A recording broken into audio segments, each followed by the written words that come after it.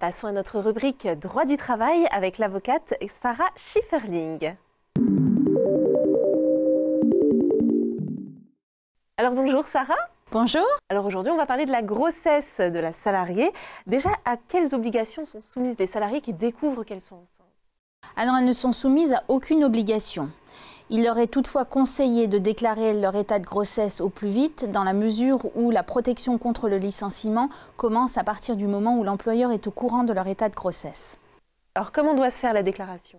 Alors la déclaration se fait de manière très simple. Il faut avoir un certificat médical qui indique l'état de grossesse et la date présumée d'accouchement. On l'envoie en recommandé à son employeur ou on lui remet contre récépissé. Si jamais on ne peut pas le faire ou on ne l'a pas fait, on peut prouver par tout moyen qu'on a averti son employeur de son état de grossesse et l'employeur ne peut pas venir dire qu'il n'était pas au courant de l'état de grossesse au motif qu'il n'avait pas reçu de certificat médical. Alors quand est-ce qu'elle démarre cette fameuse protection et combien de temps est-ce qu'elle dure? Alors elle démarre au jour où l'employeur a connaissance de l'état de grossesse. Elle se prolonge jusqu'à 4 semaines après la reprise du travail par la salariée. Donc ça c'est la durée générale. Alors elle dure pendant tout le congé maternité et le congé maternité est dépendant du nombre d'enfants du salarié. À noter par exemple que si la salariée reprend qu'elle avait 10 semaines normalement de congé maternité et qu'elle reprend au bout de 6 semaines, eh bien c'est quand même la durée de la protection est quand même de la totalité des 10 semaines qui étaient prévues initialement. Alors on parle de protection, mais concrètement c'est quoi cette protection? Alors il y a deux sortes de protection. Il y a une protection absolue contre le licenciement pendant la durée du congé maternité. Donc quand je dis protection absolue, c'est vraiment absolu. C'est-à-dire que l'employeur ne peut pas, même s'il a licencié la salariée avant et que la salariée est en préavis par exemple, le préavis est suspendu et la salariée n'a pas à quitter l'entreprise pendant son congé maternité. L'employeur ne peut pas non plus, même s'il a commencé à licencier la salariée avant, s'il l'a convoqué à un entretien préalable, l'employeur ne peut pas la licencier pendant son congé maternité. Et la troisième chose, c'est que l'employeur ne peut même pas prendre des mesures préparatoires au licenciement, c'est-à-dire qu'il ne peut pas la convoquer à un entretien préalable pendant ce congé maternité. Ça, c'est la protection absolue. À côté de ça, il y a la protection relative. C'est pendant la période qui précède le congé maternité ou celle qui suit le congé maternité. Et là, l'employeur peut licencier la salariée, mais que pour faute grave qui n'a rien à voir avec l'état de grossesse ou lorsqu'il ne peut pas maintenir le contrat de travail pour des éléments non liés à l'état de grossesse, comme la fermeture de l'entreprise par exemple. Alors il faut savoir que c'est une protection très importante parce que dans un arrêt récent de la Cour de cassation, la jurisprudence a considéré qu'une salariée qui avait déclaré sa grossesse après avoir été licenciée, donc l'employeur quand il l'a licenciée ne savait pas qu'elle était enceinte, la Cour de cassation a obligé l'employeur à la réintégrer parce qu'elle avait déclaré sa grossesse dans les 15 jours de son licenciement. Donc c'est vraiment une protection très importante. Et alors en ce qui concerne les salariés en CDD ou en intérim, est-ce qu'elles sont aussi protégées? Non, elles ne sont pas vraiment protégées parce que l'état de grossesse ne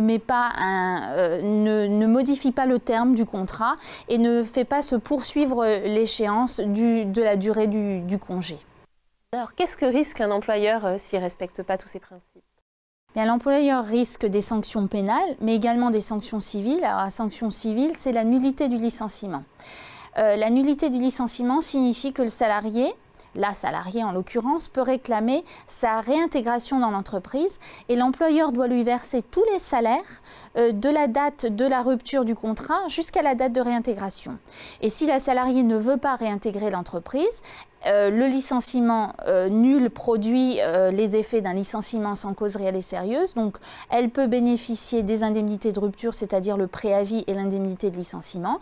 Elle bénéficie des salaires pendant toute la période de protection et elle bénéficie de dommages et intérêts d'un minimum de 6 mois de salaire, ce qui n'est normalement que le cas des salariés dans les entreprises de plus de 11 salariés et où les salariés ont plus de 2 années d'ancienneté. Alors, est-ce que la salariée enceinte peut profiter d'aménagements de son travail pour mieux vivre sa grossesse?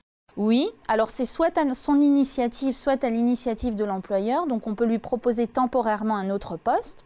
C'est généralement le cas lorsque son état de santé est médicalement constaté par le médecin du travail et qu'il estime qu'il faudrait qu'elle soit affectée à un autre poste. C'est aussi le cas lorsque la salariée est affectée à un poste spécifique. Alors il y a les postes dans lesquels elle encourt un risque biologique si elle travaille avec des virus, par exemple dans un laboratoire, ou bien lorsqu'elle a un risque chimique, lorsqu'elle travaille avec des travaux toxiques, ou bien lorsqu'elle est exposée à des rayonnements, ou lorsqu'elle fait des travaux dangereux, si elle travaille avec un marteau-piqueur par exemple, ou bien encore lorsqu'elle travaille de nuit. Alors elle peut faire cette demande donc à l'employeur. Il faut toujours quand même qu'il y ait une concertation et qu'il y ait un certificat médical sur sa situation. En tout cas, cette affectation est toujours temporaire. Elle ne peut pas excéder la durée de la grossesse et la salariée ne peut subir aucune diminution de rémunération. Et dans le cas où on ne peut pas la faire changer de poste? Alors, si on ne peut pas la faire changer de poste, il faut que l'employeur notifie cette impossibilité par écrit à la salariée et au médecin du travail. Et il doit indiquer les raisons pour lesquelles il ne peut pas proposer d'autres postes, sachant que si la salariée, le contrat de travail est suspendu, elle ne peut pas aller travailler si on ne lui propose pas d'autres postes. Donc l'employeur doit payer une partie de sa rémunération et la caisse de sécurité sociale paye une autre partie de la rémunération. Alors on a parlé des obligations de la salariée, mais l'employeur, est-ce qu'il a aussi des obligations? Oui, il en a deux principales. La première, vous savez que lorsqu'une salariée est enceinte, il y a des examens périodiques à faire. Donc l'employeur ne peut pas empêcher la salariée d'aller à ces examens et il doit donc l'autoriser à s'absenter et il doit la payer pendant cette absence. Ça, c'est la première obligation. Et la deuxième obligation, c'est qu'il doit organiser une visite de reprise pour que la salariée soit bien déclarée apte à la reprise de son travail lorsqu'elle revient. Alors on a beaucoup parlé des mamans, parlons aussi un petit peu des papas quand même. Est-ce qu'eux aussi ont des droits et est-ce qu'ils ont des dispositions à prendre? Alors les papas n'ont pas autant de droits que les mamans. Ils ont droit à un congé paternel qui est distinct selon les conventions collectives ou selon la loi. Pour l'instant, il n'y a pas d'autres droits spécifiques, si ce n'est qu'il y a un projet de loi en cours sur l'égalité entre les hommes et les femmes qui prévoirait éventuellement une impossibilité de licencier le papa dans les 4 semaines de la naissance de son enfant. Voilà, et bien maintenant, nos téléspectateurs ont toutes les clés en main pour faire plein de bébés. Merci beaucoup, Sarah Schifferling, pour toutes ces réponses. C'est moi qui vous remercie. On vous retrouve donc le mois prochain, le dernier vendredi du mois, pour une prochaine intervention.